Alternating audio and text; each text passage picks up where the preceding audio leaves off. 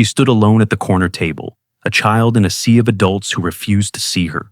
The daughter of a billionaire, yet somehow invisible. Champagne flowed and laughter filled the room while she sat in silence, her fingers occasionally moving in patterns no one bothered to understand. Until one woman watched from across the room, her eyes never leaving the isolated girl. Nothing about her seemed extraordinary, just another face in the security detail. But when humiliation struck and tears threatened to fall, she stepped forward and her hands began to dance. From which city in the world are you watching this video today? If this story touched you, subscribe to see more untold stories of extraordinary strength in unexpected places. The Grand Solarium of the Aeneas Hotel glitters with Manhattan's elite on this crisp October evening. Jewels catch the light from crystal chandeliers, champagne flows freely, and polite laughter rises and falls across the ballroom. The Children's Education Foundation Gola has drawn the city's wealthiest philanthropists, all supposedly gathered for the benefit of underprivileged youth. 11-year-old Aurelia Blackwood sits alone at a corner table, her slender fingers tracing the embossed pattern on her program. Her lilac gown has been carefully selected to match her father's pocket square, a detail no one else would notice or appreciate. Her dark hair is pulled back in an elegant twist that makes her look older than her years, revealing delicate pearl earrings that serve no functional purpose for her. They are merely for show, like so much else in her life. Across the room, her father Thaddeus Blackwood holds court. At 52, he carries his success in every gesture, every measured word. The tech mogul's net worth exceeds $30 billion, and his rare public appearances are carefully orchestrated affairs. Tonight, he navigates between political figures and industry titans with practiced ease, occasionally glancing toward his daughter, with what observers might mistake for concern. When Senator Hargrove inquires about your daughter's condition, Thaddeus responds with rehearsed compassion, his voice pitched to convey just the right amount of paternal concern. The specialists say her auditory nerves never fully developed, he explains, never actually looking toward Aurelia, who can read his lips from 30 feet away. But her mind is sharp as a tack, just trapped, you understand. Aurelia's eyes flicker briefly toward her father as he speaks about her. Her expression remains carefully neutral, a skill perfected over years of being discussed rather than addressed. Her fingers momentarily form a partial sign before stilling against the tablecloth. Near the service entrance, Alawan Rathe stands with perfect posture despite 3 hours on her feet. Her dark blue dress and minimal jewelry were chosen specifically to disappear into the background, another nameless security contractor scanning for threats. Unlike her, colleagues positioned at doorways and near the stage, Eloan's attention repeatedly drifts to Aurelia, noting each micro-expression on the girl's face. A waiter carrying a tray of hors d'oeuvres accidentally bumps Aurelia's chair, jostling her. "I'm so sorry, miss." He apologizes verbally, receiving no response. The girl continues staring at her program. Two socialites at the adjacent table exchange glances. "Such a shame," one whispers, her voice intentionally loud enough for nearby guests to hear. "All that money and he can't fix her." "Thaddeus has been so brave since Marianne died," the other responds. "Raising a child like that alone. I don't know how he manages." Aurelia's expression doesn't change, her face a mask of practiced indifference, but her fingers curl tightly around her program, creasing the expensive paper. She has been reading lips since age 4, and understands far more than anyone in the room suspects. From her position, Eloan notices the tightening in Aurelia's jaw, the slight hunch of her shoulders. Her own expression hardens momentarily, before returning to professional neutrality. When dinner is announced, Aurelia remains seated as guests shuffle to assigned tables. Her father joins her eventually, accompanied by investors and a renowned neurosurgeon. Thaddeus introduces everyone except his daughter, who sits with perfect posture, her gaze alternating between her plate and the lips of those speaking. Midway through the first course, Thaddeus is called to the stage to speak about his foundation's work. He places a hand briefly on Aurelia's shoulder before departing, leaving her alone among strangers who speak around and about her, but never to her. No interpreter has been provided, though the Foundation's latest initiative purportedly focuses on accessible education. The Blackwood Foundation believes every child deserves access to quality education, Thaddeus proclaims from the podium. his voice carrying easily through the state-of-the-art sound system. My daughter Aurelia has been my inspiration in this journey. The spotlight briefly finds Aurelia, who manages a practiced smile as hundreds of eyes turn toward her. When the attention shifts back to her father, her smile fades. A woman at Aurelia's table, the wife of a pharmaceutical executive, attempts conversation, leaning toward the girl with exaggerated movements. "Do you like your school?" she asks loudly, her lips over-enunciating each word as if volume might cure deafness. Aurelia nods politely, reaching for her water glass. "What grade are you in?" The woman continues, maintaining the uncomfortable volume. "She can't hear you, Caroline," another guest interjects with a dismissive wave. "No point trying?" The woman gives an exasperated sigh and turns away, her obligation to politeness apparently fulfilled. Across the table, a junior executive who has had too much champagne mimics signing by flapping his hands mockingly, earning quiet chuckles from his companions. At her security position, Elowen shifts slightly, her earpiece crackling with routine check-ins from other team members. Her eyes never leave Aurelia, who sits increasingly rigid, her food untouched. Position 4, clear.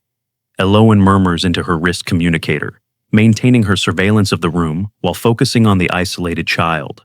As Thaddeus continues his speech about inclusion and opportunity, Aurelia reaches into a small purse and withdraws a phone. Her fingers move swiftly across the screen, typing a message. When she finishes, she looks up expectantly, scanning the crowd until her gaze lands on her father's assistant, Marlowe, who stands near the stage. He checks his phone, frowns slightly at the message, then slips the device back into his pocket without responding. Aurelia's shoulders slump almost imperceptibly. She returns her phone to her purse and resumes her practiced smile. When Thaddeus finally returns to the table, applause following in his wake, he doesn't notice his daughter's distress. He resumes conversations with his tablemates, occasionally translating a simple comment for Aurelia, though he speaks rather than signs, forcing her to read his lips. "The governor was just saying how lovely you look tonight," he tells her, his mouth forming the words with deliberate clarity. Aurelia nods and mouths, "Thank you," to the governor, who smiles briefly before returning to his discussion about tax incentives. As dessert arrives, Aurelia rises from her chair. Thaddeus glances up questioningly. "Restroom," she mouths, pointing discreetly. He nods dismissively and returns to his conversation. Aurelia makes her way between the tables, navigating the crowded ballroom with careful steps, her eyes downcast to avoid unwanted interaction. When she passes near Elowen's position, their eyes meet briefly, a flicker of recognition passing between them, though they've never met. Elowen's hand moves to her earpiece, adjusting it slightly. "Need to check the west corridor," she murmurs to her team leader. "Something doesn't feel right." "Stick to your position, Rathi," comes the crackling response. "Nothing on the cameras." Elowen hesitates, watching Aurelia disappear toward the restrooms. "Roger that," she finally responds, but her posture remains alert, her eyes tracking the path Aurelia has taken. Minutes later, Aurelia emerges from the restroom, looking slightly more composed. As she makes her way back toward her table, a server rushing with a full tray of champagne flutes doesn't see her.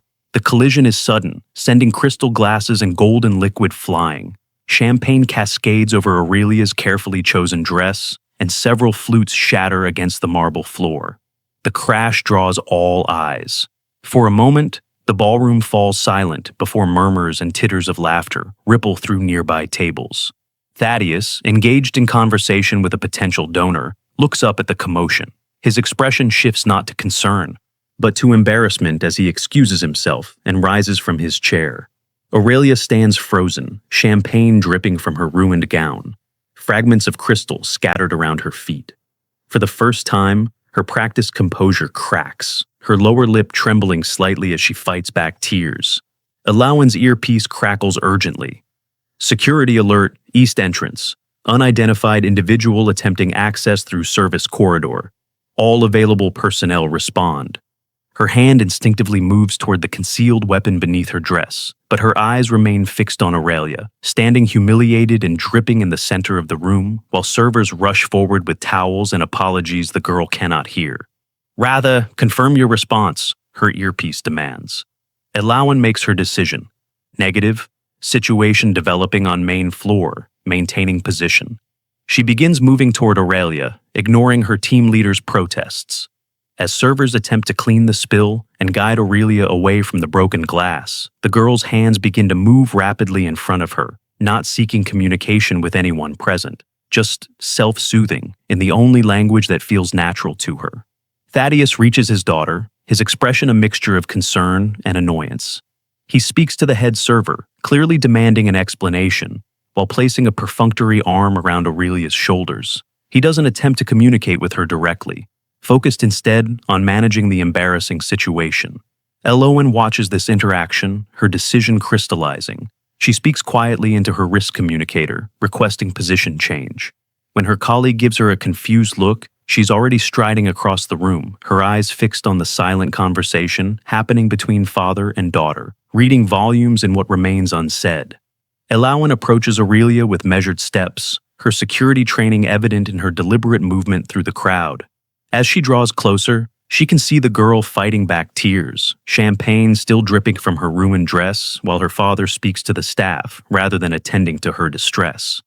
"Sir, I assure you this will be addressed," the head server tells Thaddeus, who stands with his back partially turned to his daughter. "The employee responsible will face disciplinary action." "This is unacceptable," Thaddeus responds, his voice carrying just enough to ensure nearby guests hear his displeasure. "Do you have any idea what this gown cost?" Aurelia's hands move rapidly in front of her, signing words no one around her understands. Her fingers shape phrases of frustration and embarrassment, a private expression of emotions she's been taught to keep hidden in public. Elowen kneels before the girl, deliberately entering her line of sight. Her hands move with precision and fluidity, signing, "They're the ones with the disability. They can't see how remarkable you are." Aurelia freezes, her eyes widening in disbelief. For several seconds, she stares at Elowen, processing the unexpected connection. Then her hands respond in a flurry of movement, so quick that even Elowen has to concentrate to follow. "You know ASL? Really know it? Not just the alphabet?" Aurelia signs, her expression shifting from shock to cautious hope. "Since I was 7, Elowen responds, her signs clean and precise. "My brother was born deaf. He taught me silence contains more truth than most people's words." The world around them continues its chaos. Servers cleaning spilled champagne, guests whispering behind manicured hands, Thaddeus demanding explanations. But Aurelia and Elowen exist momentarily in a bubble of understanding. "Are you my new interpreter?" Aurelia asks, her signing slowing as her natural excitement gives way to suspicion. "Dad said we wouldn't have another one until next month."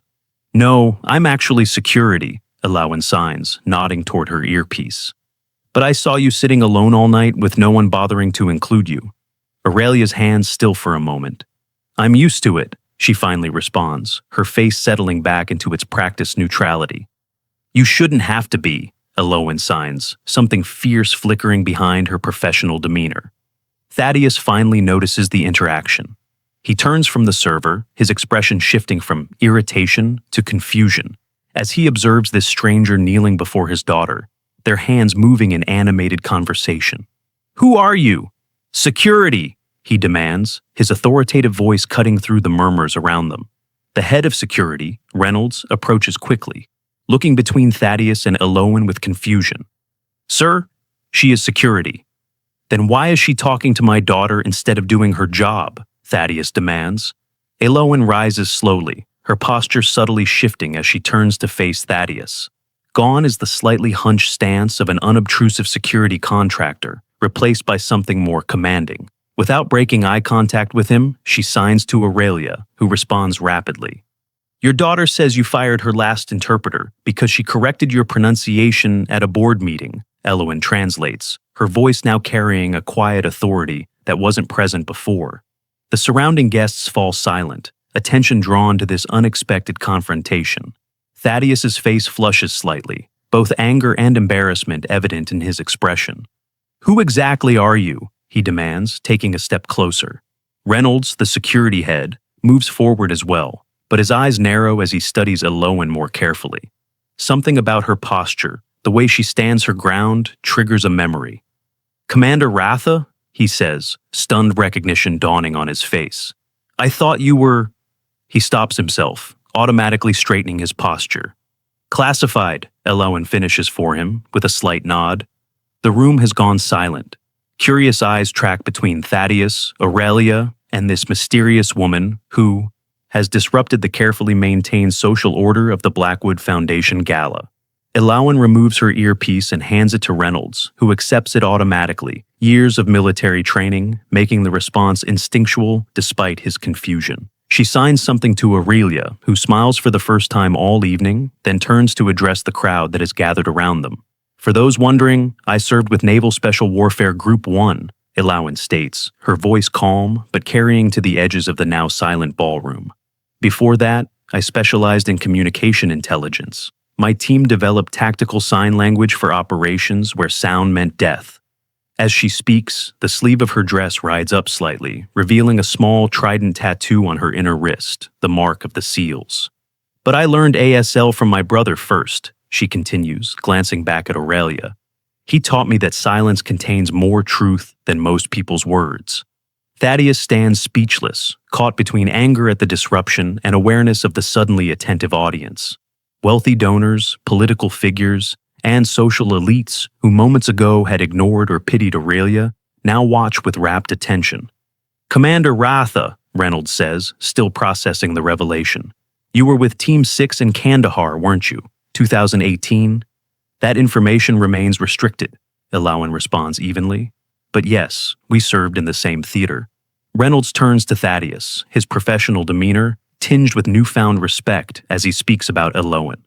Sir, Commander Rathe is a decorated officer. Her unit's operations saved hundreds of American lives. Aurelia tugs at Elowen's sleeve, signing rapidly. She wants to know if I really was a SEAL, Elowen translates aloud for the benefit of those watching, then signs her response. Yes, though technically we're called Special Warfare Operators. Women weren't officially permitted in SEAL teams until 2016. You're currently employed by Sentinel Security Group? Thaddeus asks, regaining his composure and attempting to reassert control of the situation. As a consultant, Elowen confirms. Tonight I'm filling in for a colleague. Her earpiece in Reynolds' hand crackles urgently. East entrance breach confirmed. Security team respond immediately. Reynolds brings the device to his ear, listening to further details. Sir, he addresses Thaddeus, we have a situation that requires attention. 3 individuals have attempted unauthorized entry through the service corridor. Thaddeus hesitates, looking between the security chief, Elowen, and his daughter, who stands watching the exchange with intense focus, reading lips and expressions. Your security detail is undermanned on the east entrance, Elowen tells Reynolds calmly. That's where I was headed when I noticed your guest of honor had no one to communicate with. Reynolds nods, acknowledging the assessment. We're addressing it now, Commander. He signals to 2 nearby security personnel, who immediately move toward the service entrance. Aurelia's hands move again, forming elegant signs that flow one into another. Elowen watches, then smiles slightly.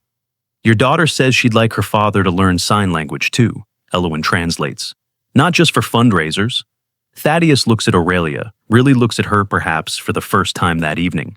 Something shifts in his expression, a barely perceptible softening around the eyes. I took lessons after her diagnosis, he admits, his voice quieter now. I wasn't very good at it. Aurelia signs again, shorter this time, and waits expectantly. Thaddeus watches her hands, then attempts to respond with a basic sign, his movements clumsy and unpracticed. He forms the sign for sorry with obvious difficulty. But Aurelia's expression brightens with surprise at the effort. She responds with another sign, one Thaddeus doesn't recognize. He looks to Elowen for translation. She says, "It's never too late to learn," Elowen explains. The moment is interrupted by Reynolds returning from the service entrance. Situation contained, sir. Appears to be the paparazzi attempting to get unauthorized photos. They've been removed from the premises. Excellent, Thaddeus responds, though his attention remains divided, his gaze returning to his daughter and Elowen.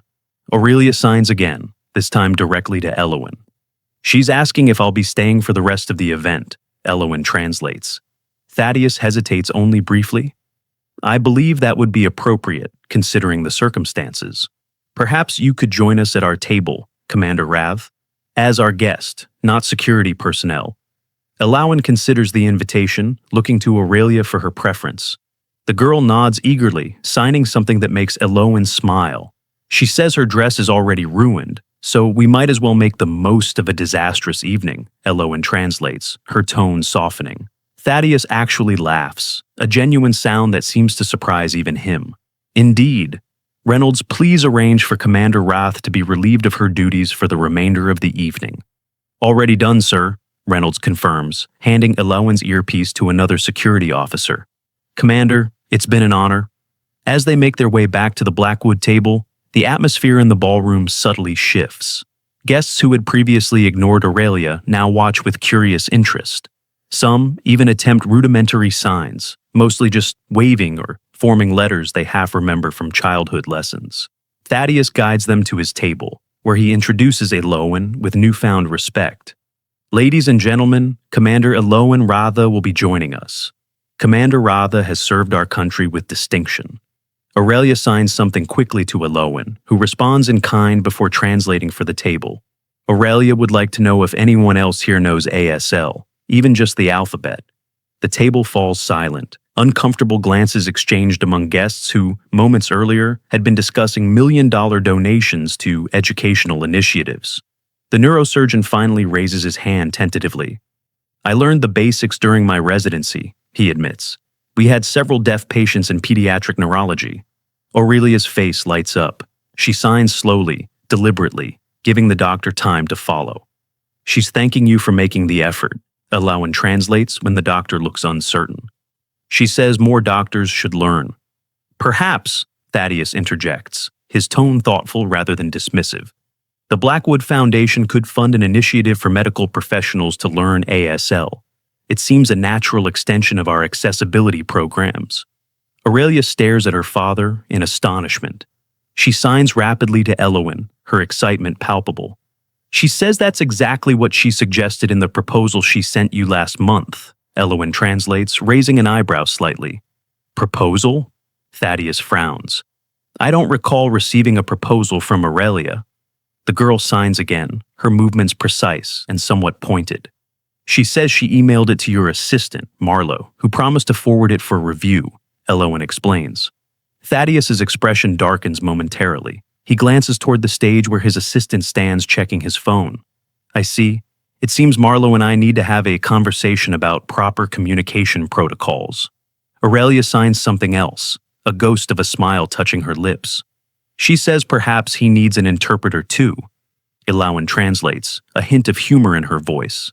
Thaddeus laughs again, surprising the table. He looks at his daughter with new eyes, seeing not the silent burden he has carried since his wife's death, but a person with thoughts, ideas, and a sharp wit of her own. Perhaps we all do, he acknowledges. Commander Rath, it seems my foundation has been overlooking expertise that was right in front of us. Would you be willing to consult on our accessibility initiatives? I suspect your perspective would be invaluable. Before Elowen can respond, Aurelia's hands move in another question. She wants to know if that means I'll be coming back, Elowen translates. Thaddeus meets his daughter's gaze directly. Would you like that, Aurelia? For the first time that evening, he asks her opinion directly, rather than speaking for or about her. Aurelia nods emphatically, then adds more signs. She says, Commander Ratha is the only person here who actually sees me. Elowen translates, her voice softening on the words. 6 months later, the auditorium of the Blackwood Institute for Communication Innovation hums with anticipation. The space represents a significant departure from the glittering ballroom where Aurelia Blackwood once stood, humiliated and alone. Here, the audience comprises both hearing and deaf attendees, with sections designated for optimal viewing of both the speakers and interpreters. Thaddeus. Blackwood sits in the front row, his attention focused on the stage where final preparations are underway. He consults a small notebook occasionally, practicing signs discreetly. Though his movements remain somewhat stiff, the effort behind them is evident in his furrowed brow and determined expression. At precisely 3 o'clock, Aurelia walks onto the stage with confident steps. At 11:30, she carries herself with a poise that comes not from practiced performance, but genuine self-assurance.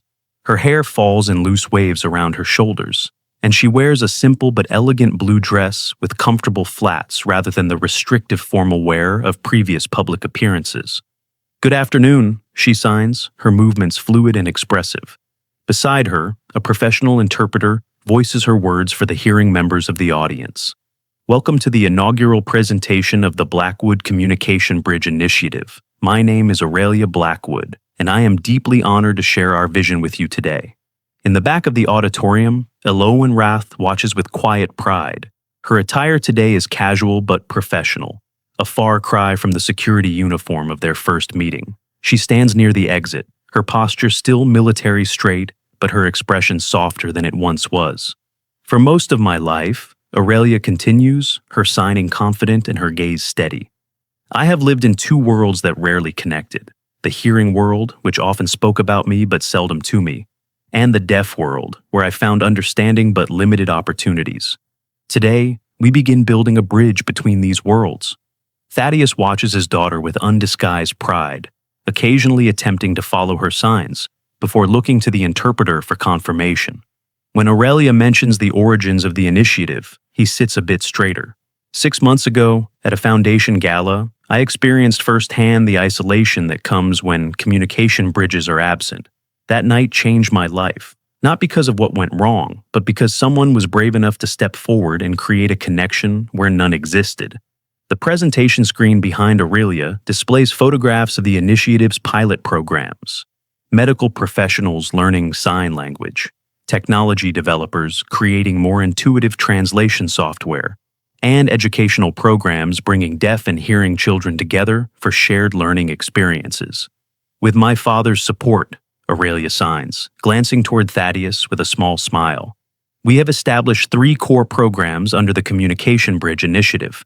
She outlines each program methodically, her presentation professional and thorough despite her young age. The first focuses on medical communication, ensuring healthcare providers can communicate effectively with deaf patients. The second addresses technological innovation, developing better tools for real-time translation and communication. The third, clearly Aurelia's personal passion, centers on educational integration, creating spaces where deaf and hearing children learn together and from each other. Throughout the presentation, Thaddeus occasionally signs affirmation or encouragement to his daughter, clumsy efforts that nevertheless represent months of dedicated practice. When Aurelia concludes her formal presentation and opens the floor for questions, he is the first to raise his hand. "I have a question," he says, simultaneously attempting the signs he has practiced most diligently. "What has been your proudest achievement with the initiative so far?" Aurelia's face brightens at her father's effort. She responds in both sign and voice, having begun speech therapy alongside her other pursuits. "Seeing my father learn to communicate with me," she says, her voiced words slightly imprecise but understandable. "That is the bridge that matters most." The audience responds with enthusiastic applause, some clapping hands aloft in the visual applause of deaf culture. Thaddeus's eyes glisten briefly before he composes himself. After the formal Q&A concludes, attendees gather in the Institute's atrium for refreshments and conversation. Interpreters circulate throughout the space, ensuring communication remains accessible to all. Aurelia moves confidently among the guests, no longer the isolated child on display, but a young leader in her own right. Elowen approaches her with a smile, signing, "You were magnificent." "Was I too nervous at the beginning?" Aurelia asks, her signs reflecting her lingering perfectionism. "You were authentic," Elowen responds. "That's more important than perfection." Thaddeus joins them, nodding respectfully to Elowen. "Commander Rath?" "Just Elowen now," she corrects him with a slight smile. "I'm retired from everything except teaching your daughter tactical signs that you don't understand." "Dad has been practicing those too," Aurelia signs with a mischievous grin. "He thinks I don't notice when he studies my special dictionary." Thaddeus laughs, a sound that comes more easily to him these days. "Guilty as charged, though I suspect some of what you two sign to each other will always remain your secret code." "That's the point of tactical sign," Elowen confirms with a wink to Aurelia. "Even among those who know ASL, some communications remain private." Their conversation is interrupted by the approach of Senator Hargrove, the same politician who had spoken so dismissively about Aurelia at the gala. Today he looks considerably less comfortable, his practiced political smile faltering slightly under Aurelia's direct gaze. "Miss Blackwood, a remarkable presentation," he offers, extending his hand to Aurelia rather than addressing her through her father, as he once would have. "The senator's office would be very interested in supporting legislation for some of the educational initiatives you mentioned." Aurelia signs her response, waiting for her interpreter to voice the words. "Thank you, Senator. I'll have our policy team send you the proposal.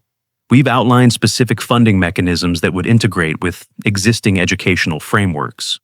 The senator blinks, clearly taken aback by both the poise and policy knowledge of the young girl he had once dismissed.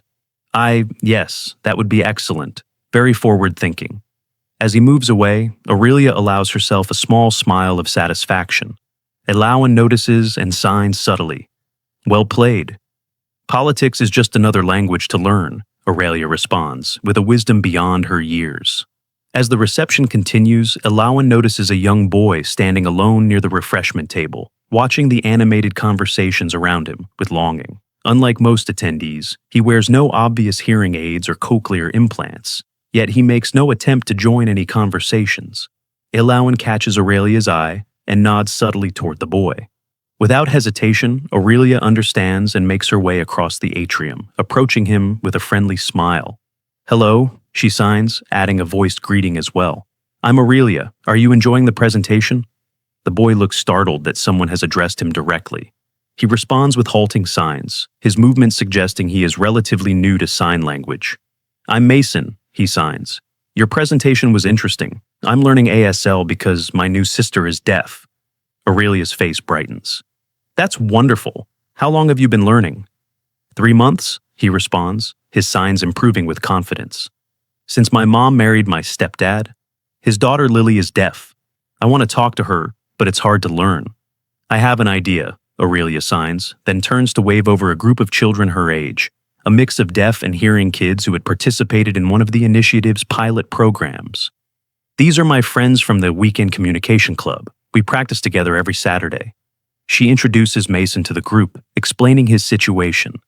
The children immediately welcome him, one girl showing him the sign for welcome with encouraging patience.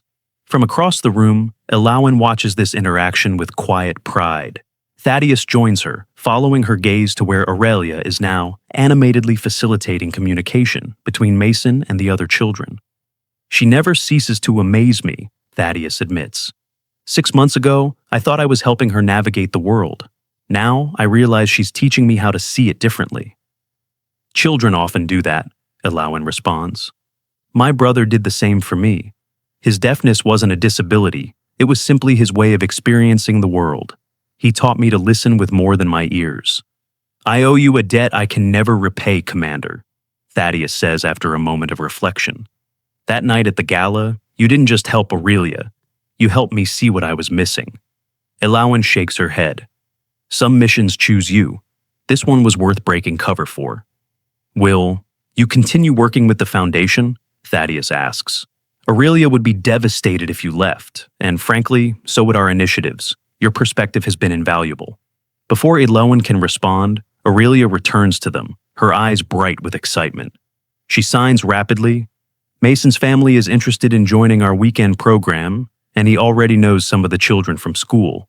"That's excellent news," Thaddeus responds, his signing still imperfect but earnest. "Perhaps we should expand the weekend program to accommodate more families." "Already working on it," Aurelia signs with confidence. "I've drafted a proposal for extending hours and adding an additional location in Brooklyn." Thaddeus laughs. "Of course you have. Will I find this proposal in my email, or will you present it over dinner tonight?" "Both," Aurelia signs with a grin. "Redundancy is important in communication systems." As the reception begins to wind down, Aurelia leads her father and Elawan on a tour of the Institute's newly completed facilities. The building, once a corporate office space, has been transformed into an innovative center for communication and research and education. Each room features state-of-the-art technology designed to bridge communication gaps, from advanced visual alert systems to experimental haptic feedback devices. "This is my favorite room," Aurelia signs as they enter a circular space with gently curved walls designed for optimal visual communication. We call it the Round Table. Every Friday, we host community dialogues here, bringing together deaf and hearing participants to discuss everything from policy to poetry. The acoustics are remarkable, Thaddeus notes, snapping his fingers to test the sound. And the lighting is perfectly distributed to eliminate shadows on faces. That was Elowen's suggestion, Aurelia signs, smiling at her mentor. She said clear visibility is tactically advantageous. Old habits, Elowen acknowledges with a shrug. In my previous work, being able to see clearly could mean the difference between life and death. In communication too, Aurelia signs thoughtfully. Sometimes seeing clearly is everything. As they complete the tour and return to the main atrium, most guests have departed.